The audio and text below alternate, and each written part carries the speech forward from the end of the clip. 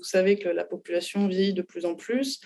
Et dans cette population qui est quand même particulièrement fragile, avec des maladies chroniques, on a quand même assez fréquemment des complications de type chute qui se compliquent elles-mêmes de fracture du col fémoral. La fracture d'extrémité supérieure du fémur chez la personne âgée, c'est une problématique qui est quotidienne.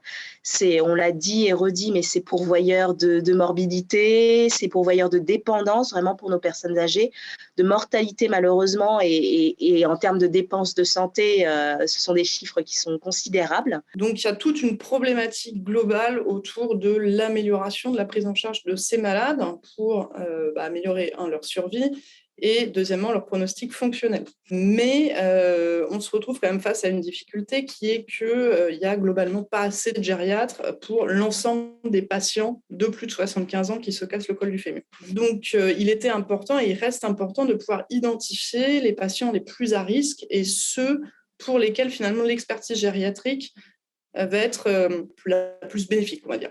Dans ce cadre-là, on s'est intéressé au rôle du système immunitaire puisque les raisons du décès et de la perte d'autonomie des patients dans l'année sont pas tellement liées aux complications chirurgicales ou d'anesthésie.